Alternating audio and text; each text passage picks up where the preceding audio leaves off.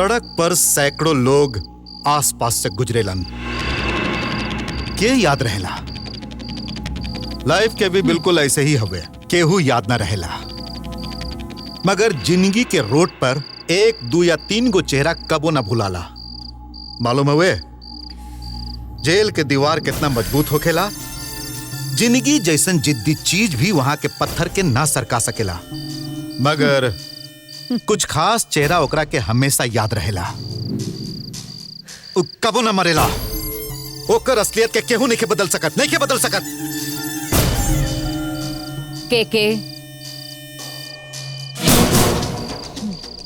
आप तक के जिंदगी से निकाल के फेंक देनी और भूल गई नहीं। आपके जगह हम जेल गए रही, ई तो याद हुए। कोर्ट तो तोहरा के 1.5 साल के सजा सुनेले रहलस ना, फिर तू 8 महीना में बाहर कैसे आ गईला?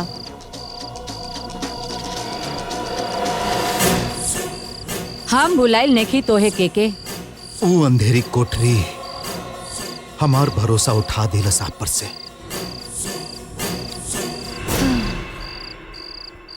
डोंट बी इमोशनल के तू हमरा के अच्छा तरह से जानेला।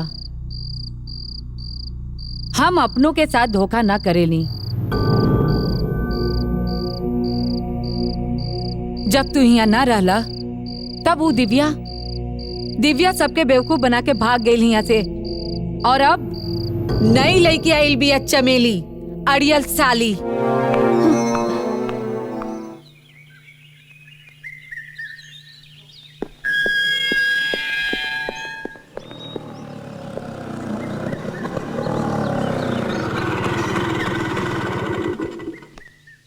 आजा ना यार, come on, don't be shy.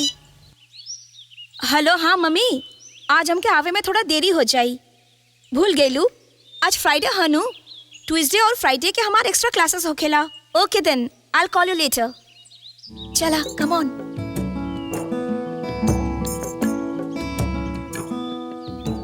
How is the business? Excellent. In fact इतना बढ़िया पहले कबो न रहल। बैठा ना, आवा बैठा। यही हमार दोस्त बीना, हम कहले रही नू। टेक दिस, ले ला।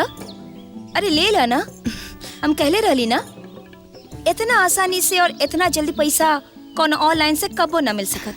ई ला। I was telling her that we are very lucky जे लड़की बन के पैदा भइनी जा। हम लोग कुछ भी कर सकीला अपन शर्त पर, अपन मर्जी से।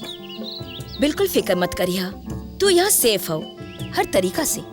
एकरा के अपन वर्जिनिटी के फिक्र ज्यादा हवी कि शादी के बाद अगर पति के पता चल गई कि कुंवारी नहीं आता, पता चोल्ड है कि आदमी के उतना ही पता हवे और देखात हवे जितना हम नहीं बताइला। True.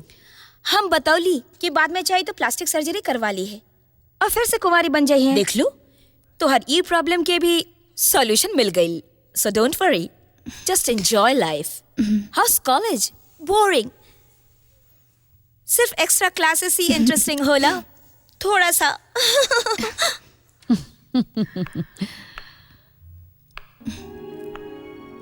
Hi hi, I am Raju.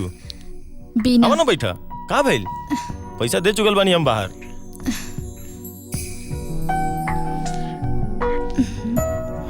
वो एक्चुअली हमार पहला बार है ना। ओह, don't worry, I use condom, everything will be fine. वैसे कौन कॉलेज में पढ़े तू?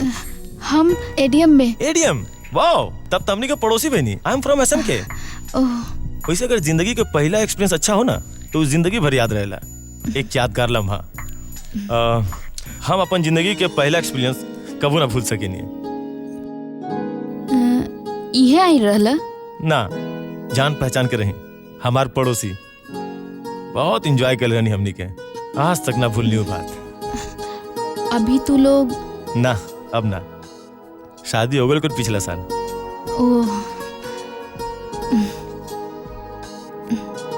Can you give me a kiss? Give it a try.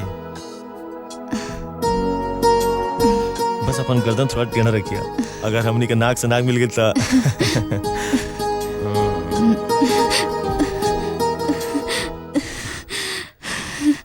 ये है हमारा सियाना। जानता नहीं। अच्छा बा, बहुते कमाल के जगह बा। Thank you. सलाम ले आवा उन लड़कियन के एंड प्लीज कम। हाँ।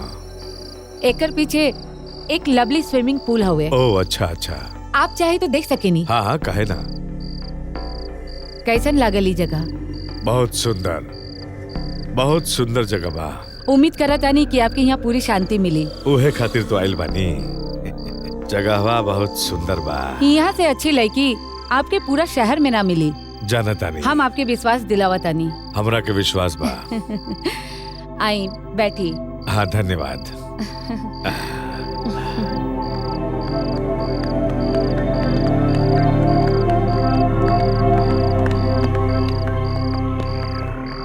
वाह, तीनों पटाखा है सन। ई तो कुछो ना हुए। आप यहाँ एक से बढ़ के एक परी देख सकीला। तबे तो तरह लगे आइल बनी। हाँ, तनी तीनों को नजदीक से देख ले वेदा। तो फिर बताएं शर्मा जी, आपके ई तीनों में से कौन चाहिए? हमके लागता कि हमरा के तीनों चाहिए। सबके सब? हाँ। यू नॉटी ओल्ड तरह से कुछ छुपल बा हाइला। Thank you. ठीक बा। एंजॉय विद द गर्ल्स। हाय देखा, तू लोग खातिर का लाइल बानी। अरे ले ला, लजा मत। आवा हेने आवा हेने आवा सन। हाँ अब मजा आई। हाय देखा, ई पकड़ा।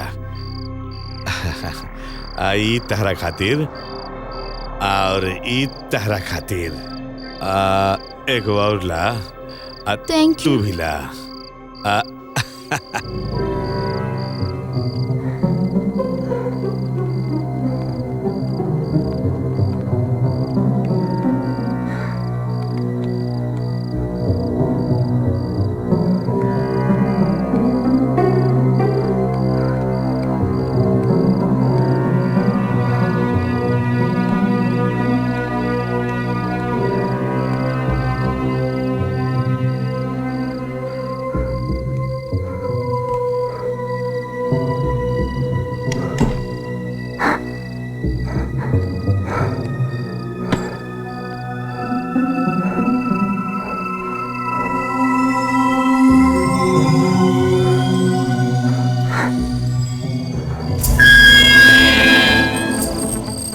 सुना? हाँ मैम साहब। कल रात की ड्यूटी पे के रहल? हमी रहनी। वहाँ पीछे कौन आयल रहल? केहू भी तना? ना हमके केहू के झगड़ा के आवाज सुनाई देहलस, यही से। नहीं तो मैडम। और सुबह के बियर के कैन भी देख ली। बियर के? हाँ। वो तो के साथ फेंकले रहलन। ठीक है, गेट ठीक से बंद कर ली। हाँ ठीक है मैडम।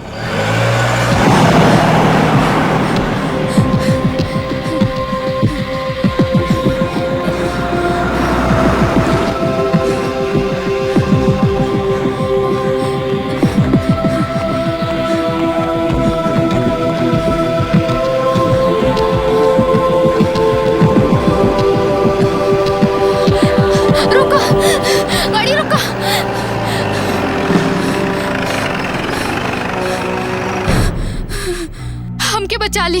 हम बहुत बड़ा मुसीबत में हैं, प्लीज हमके बचा ली। आवा बैठा। Thank you.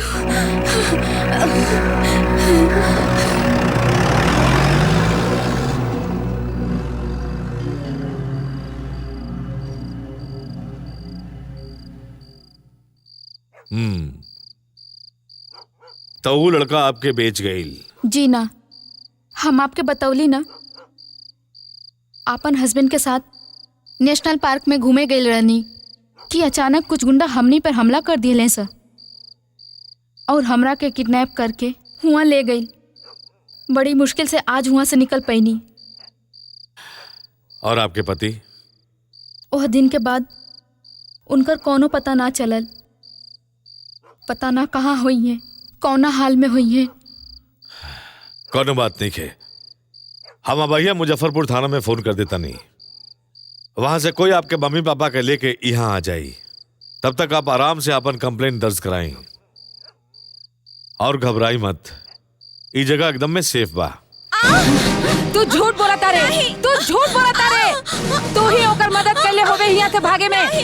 एगो दिव्या का चल गई। तू सबके ई लागे लागल हा कि केहू भी लड़की हिया से भाग सकेले, लेकिन नहीं, हिया से केहू भी लड़की ना भाग सकेले।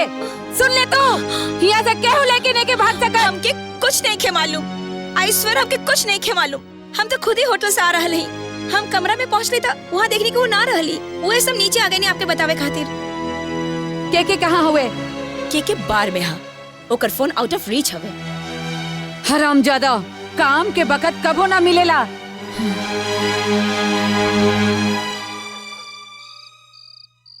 तक का कहत रहली आप? हाँ, कॉल गर्ल्स के रैकेट, जिस्म के धंधा करावल जाला। जी। ली। और आप कहे चाहतनी कि आपके खूबसूरत बदन बच गई। जी। यानी अब तक आपका केहू भी हाथ ना लगेलस। कमाल बा, आप बच कैसे गई नहीं? का मतलब? ना हमार मतलब हुए अच्छा भाई ला बच गई नहीं, लेकिन ताज्जुब हो रहल बा। आप जैसन खूबसूरत लड़की भरी सड़क पर निकले तो लॉ एंड ऑर्डर के प्रॉब्लम हो जाए, हालात पर काबू करल मुश्किल हो जाए, और फिर आप रहली भी ऐसा जगह की मौका मिलत भाड़वन भी अपन हाथ साफ कर लेते। जी, आप हमार घर वालन के कांटेक्ट करे वाला रही। हाँ कर दिले हैं, कौनो बखत अवते हुई हैं। ला आ गई ले।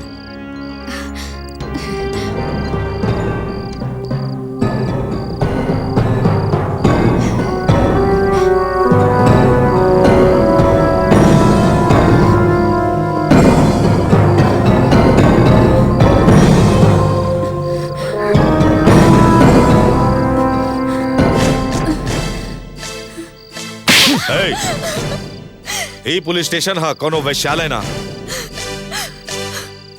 तोहरे में और वैश्या में ज्यादा फर्क ना हा। वो जिस्म बेचेली तो ईमान बेचेले।